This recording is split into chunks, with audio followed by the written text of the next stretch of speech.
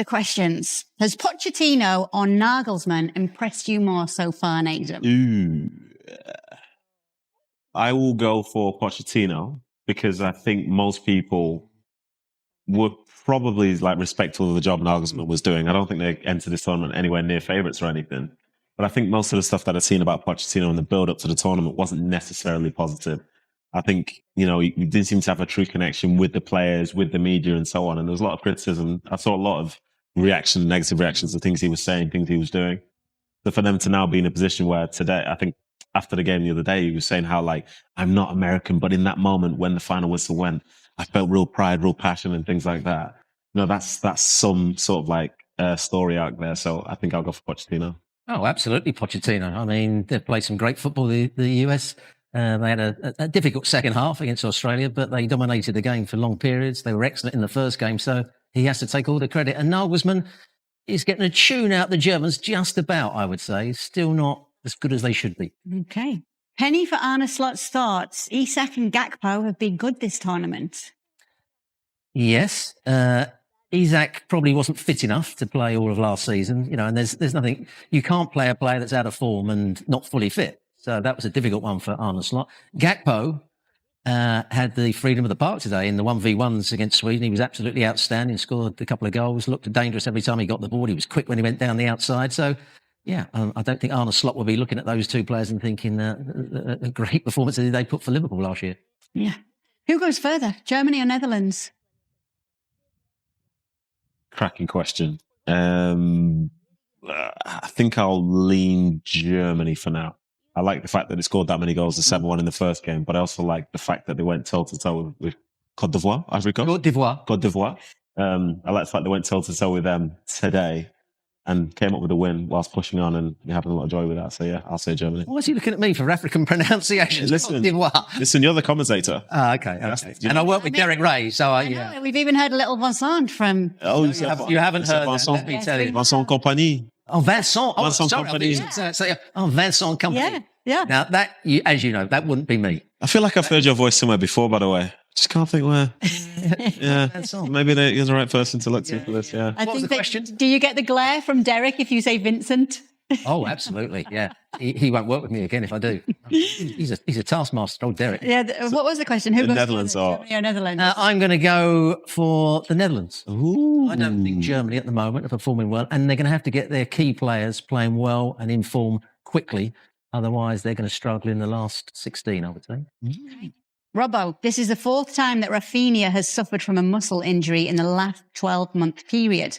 With Barcelona already signing Gordon and there being speculations about Saudi clubs wanting Rafinha's signature, would it be the right time to cash in on him? Not while he's injured, because you won't get the money while he's injured. Now, this Rafinha has been magnificent for 2 years. This is the biggest blow, in my view, to any team in the World Cup if he is considered to be not available to play for them, because his movement, his running, he changed the whole dynamic of the way teams play. He did it at Barcelona. His movement from outside to in, making forward runs up time after time after time, just makes the opposition, if they want to hold a high line, he gets in behind them. If they want to go with him, it opens up space for other people. And I think that would be a massive, massive loss if he's not playing. Okay. So how exactly is the Dumfries-Trent situation going to play out at Madrid?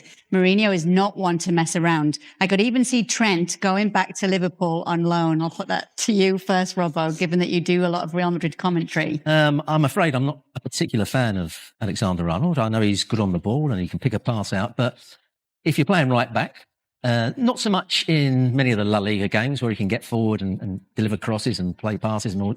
But in the big games, the European games, he's going to have to defend, and he doesn't defend very well. And at times, I don't think he wants to defend. He doesn't. His recovery runs are so slow.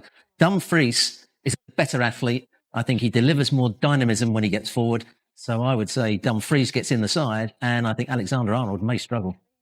Can't see him going back to Liverpool. I just can't see that. I can't see that. But in terms of say what it means for him, it will be interesting because I think there's some signal of intent by the fact that they've brought in Cucurella on. Now, I've never thought Nedum would sit on the fence, but he sat on the fence there. What did I say? What was the question? What was the question? About Alexander-Arnold. You never actually... You said, what does it mean for him? Yeah. You talked about the other two, but you didn't say Alexander. I said it. Well, I said he's not going back to Liverpool. Okay, all right. There we go. Thank you. And just to clarify, it wouldn't be the right time to cash in on Rafinha then? No. Okay. I don't think so. No, I think that was him sitting on the fence. he's an important No, player. listen, take a seat on the fence. Enjoy it.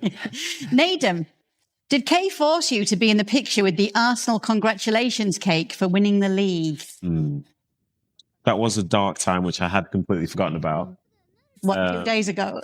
But we work as a team, so it's only fair that I am there. But it just felt like a shame for such a massive football club to have to like essentially just be given a cake because they've been successful after such a long time. You know, these are sad times.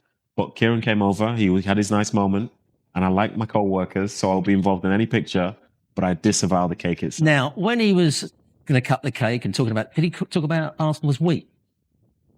Do you know what? I don't think he He talked did. about England as wheat. He did talk about England as week, but then he can link it to like West Brom and other places that he's been. Yeah. Maybe he's got a greater affinity to West Brom than he does Arsenal. Yeah. No, I don't think he has. No, Yeah, from what he was saying. Yeah, he definitely Like does. Kay, when she said we about England the other day. I know, on the same show as him, it's him. It's He's the problem. Kieran who is the problem. Kieran, you're the problem, my friends. You are the problem. For all of you, we've been seeing videos from foreign tourists here in the US discovering American food for the first time, like ranch dressing and barbecue, etc. What American food you ate for the first time surprised you? I'll let you go first. Nedham, you came over here before I did when you played for What? Real Salt Lake. That Real Salt Lake, yeah, enjoyed the 2.5 years there. What surprised me? It's a good question. There's obviously like such a broad spectrum. Mm-hmm. I've been to America loads of times on holiday. Things that rocked me was like having like a can or like a bottle of soda or whatever, and it says like 260 calories. Especially when I'm too deep already, that rocks me. Well, the size of them. Yeah, but it's just literally here is just liquid sugar. But then also I went to a restaurant the other day and there was a pasta in there and it said it was 2,300 calories. So I'm having a very different experience here, if I'm going to be completely honest with you. I noticed you loosened one of the notches on your belt, didn't you? Listen, man, when you get these elastic bands, then everything's all right. But in terms of food itself, it's got to be the breakfast and stuff. Just like some of those like pancakes type things, IHOP type stuff. Yeah, because I don't think we get many of that type of thing in the UK. You don't have to try it. I'm just saying it exists, and I've done it, but yeah. You've got to immerse yourself in the culture. Oh, well, clam chowder. Oh, magnificent. Yep. Absolutely magnificent. Are you okay with biscuits being called biscuits when they're not a biscuit? When they're a cake, is that? I don't. It's like, yeah. I think the whole chips and fries thing. Chips and fries is different. Biscuits. Chips and fries is an issue. And then I don't know if this is a thing back in the UK because I forget. I've been away so long. But it's the fact that they always warm up their cookies. Oh, yeah, they do. When you go to the hotel, there's a certain hotel, I won't name it because there are other hotels, but when you arrive at the desk to check in, you get 2 hot cookies. I've had a flashback. So when I was playing for RSL, must have been in 2019, got some great friends there, yeah. And we were away for a game. We've all had the meal. And at the end of it, this really confused me as an adult and in some ways an adult male. And maybe this is like a across the pond divide. It was time for dessert and they all just gathered around and had milk and cookies together. I was thinking like, what are you doing? Literally, what are you doing? Like, be an adult.